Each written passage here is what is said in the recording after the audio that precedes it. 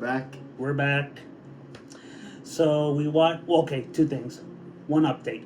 I watched Madame Webb and it was awful. So Madame Webb. So don't watch it if you're at the end.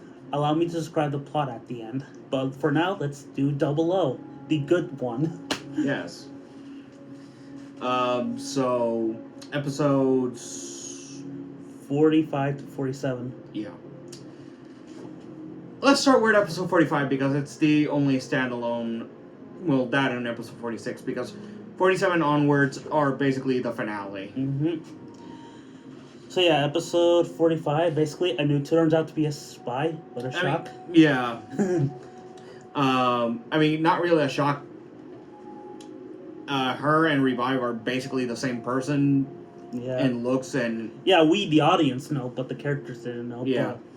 But, they tried to take the Double O Gundam with the O-Riser. They fail. Of course. In the case of Anu, it's because love. Mm. In the case of Revive, he underestimated Trans Am. Yep. And the Double O. But, you know. Yep. For beings who claim themselves not to be superior and not be flawed in any way, they are flawed and not superior in any way. Yeah. They're hypocrites. Yeah. Yeah. Afterwards, we cut immediately while they're repairing the Ptolemy because when Anu springs the trap, she basically puts a virus through the Ptolemy. Mm-hmm. Which puts them basically stationary without being able to do jack for this episode. Mm-hmm.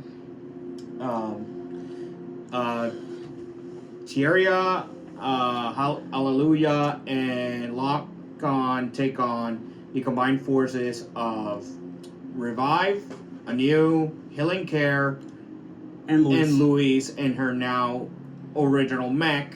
Mm-hmm. Ugh. We'll get to her eventually, but let's get to the point. So Actually, we should talk about the mech for a sec. Mm-hmm. At least in Louise's case, because it's actually pretty unique in the sense that its go-to weapon is basically a mega particle cannon that's able to redirect itself. Mm. Mm-hmm. Like, think about that. That's genuinely terrifying. Agreed. But anyway, Setsuna killed Anu, Lock-On gets sad and depressed, and yeah, that's pretty much how it goes. And we get some problematic dialogue between Lock-On and Anu. We're not talking about that. Okay. That was like one set of bad lines, and that's it. Yeah, and even then, the context actually makes more sense. Oh, and yeah, I know. I just, like, pointed it out. I know. Yeah, but yeah.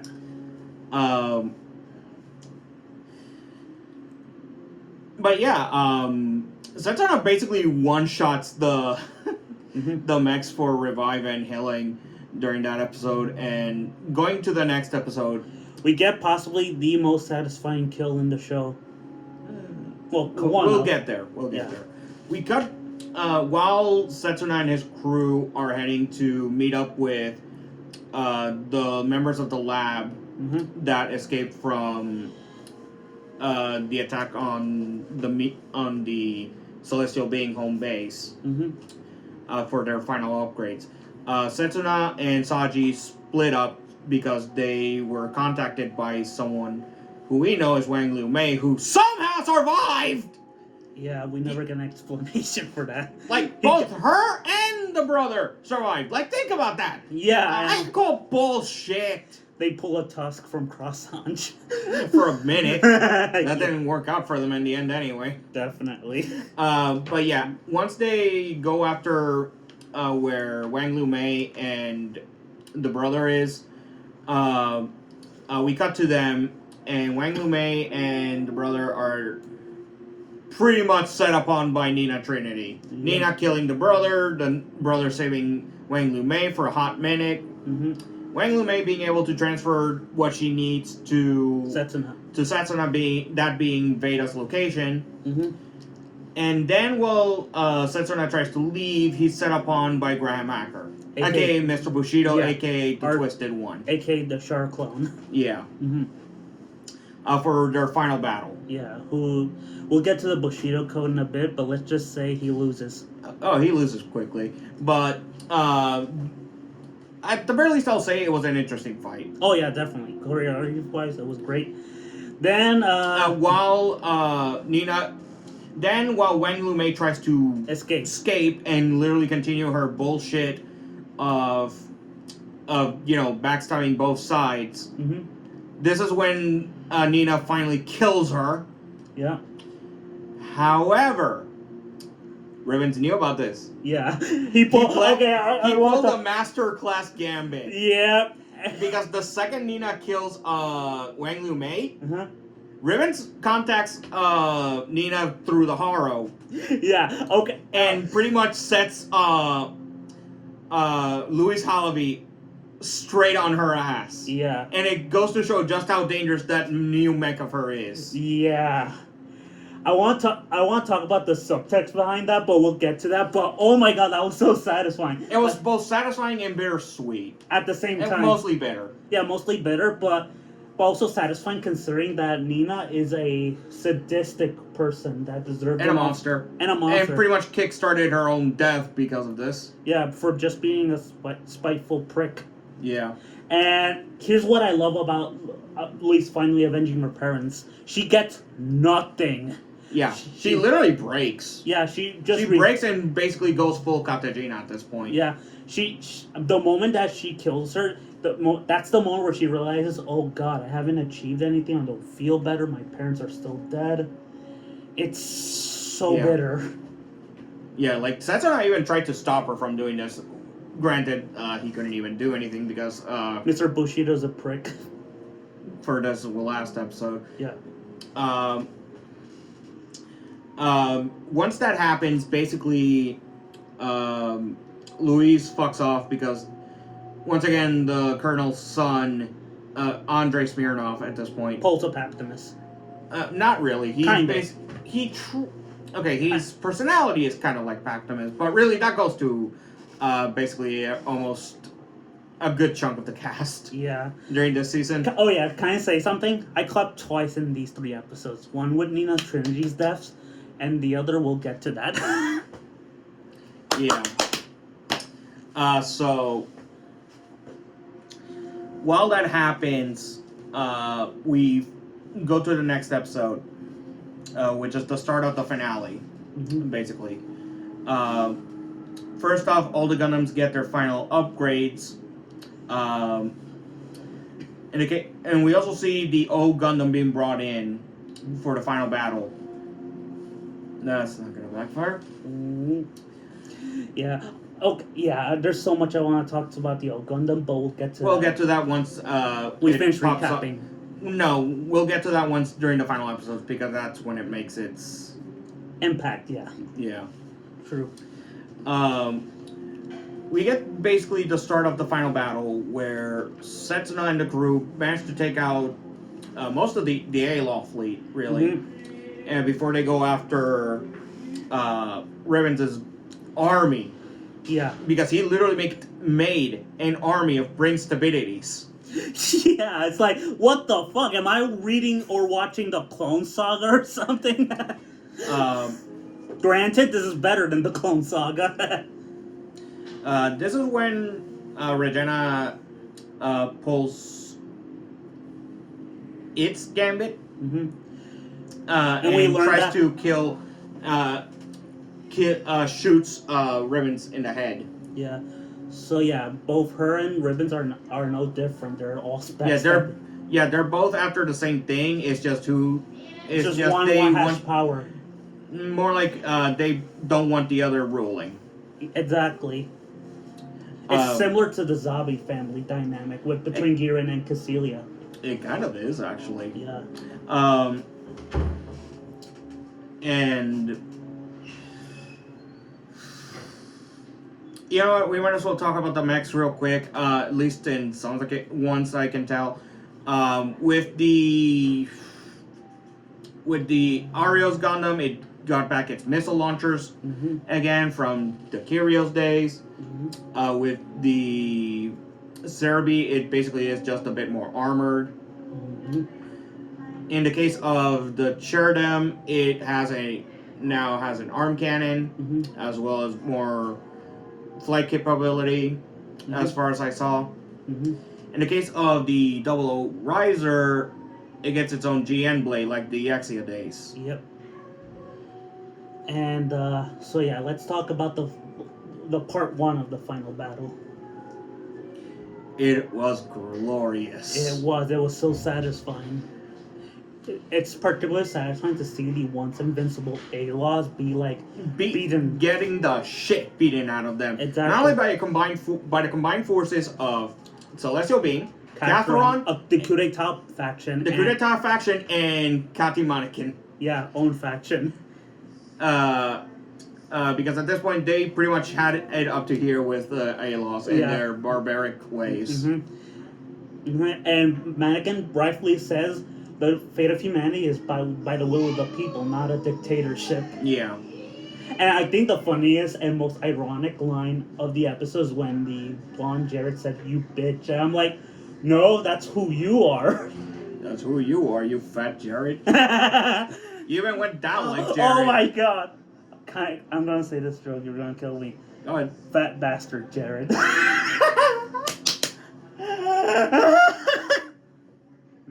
Yeah. You were gonna pull the sword on me, weren't you? No. Okay. Not this time. I don't need to.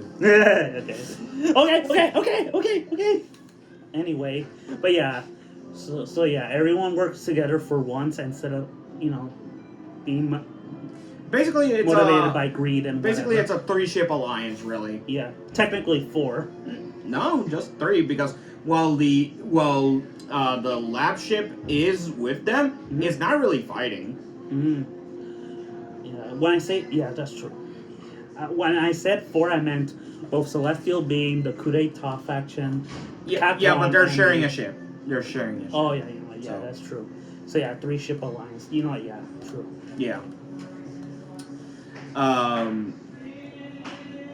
But yeah, that's basically what's happening during these episodes. Oh yeah, one more thing. Ribbons gets shot in the fucking head. I already said that. Oh, okay, sorry. Ribbons gets shot in the head, and that's pretty much where the episode ends. Okay, so let me talk about the subtext and the themes of these episodes. Go ahead. I already talked about the whole Louise thing. Yeah, where she basically just spirals into Cartagena syndrome. Yeah. Okay. Or Stella Lucia. Yeah, I want to talk about Ribbons and the plan of Alio Sun. Not Alio. Fuck these names. Oh. Regina.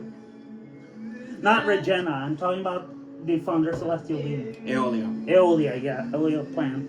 Okay, so. Don't worry. This is the last time we're gonna be confused by this, because from here on, once this show is over and we go into the movie, it really is just Eolia. Yeah. And okay, let me discuss his plan for a minute. So his whole plan is to basically guide humanity into new types into space so they can make contact with other species. And being able to reform themselves. Yeah. From the reform petty. themselves and basically this whole show is basically avoiding the universal sentry like the plague. More or less, yeah. Yeah, and okay. I mean, there is one moment that we missed out on during this. And it's the big one. Setsuna's awakening as a true innovator. Yeah, or new type analog. Or as Regina called him, a purebred type. Yeah. Yeah, basically the first new type. Because what they have been fighting... That is what they've been fighting. They've been fighting basically cyber new types. Exactly, which is interesting. Fascinating. And, okay, I want to talk about Ribbons. Okay, remember that conversation Char and Amuro had in the Char's Counterattack movie about Char berating Amuro for not, taking the extra step to reform the Federation? Yeah. This is like... This is that, but... This is the answer to that. But wait.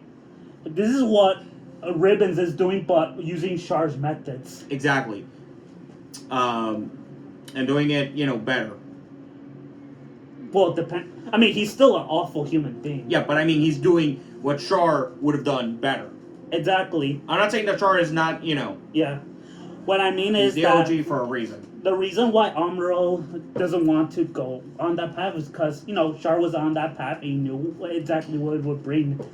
And Ribbons is like this inverse of Amuro. Like, even the horror, him talking to Yara is like a little, like, subtext of, hey, Amuro is using horror as a pure evil weapon. It has that subtext in it. And Ribbons is quote-unquote son. He and Regina have like this Giran / Kazilia power dynamic, which is fascinating. Yeah. And it's gonna end just like it did for Cassilia. Only in reverse. Yeah, because, Ribbons is Giran, Regina is Cassilia. Yeah. But yeah, that's basically what's happened during this episode. We would tackle the final 3 as well, but we'll do that on Wednesday. Yeah. So expect 2 more episodes of the Double O vlogs. Yeah. Those being the final 3 episodes and the movie. Yep. And after those were finished, we're gonna watch. You say it. No. Say it. Go Diaz. Thank you. So give these episodes 10 out of 10 with the only nitpick of how the hell did Wing Long Liu survive? No. That's not the only one. Like, how do some of these people survive? Wang Lu Mei, Patrick Colesur during season 1. Oh yeah, definitely. That's the only nitpick. But aside from that, 10 out of 10 episodes. I'm really hyped for both the last 3 episodes and the movie. So join us then, my audience, or our audience. Yeah. Peace. Peace.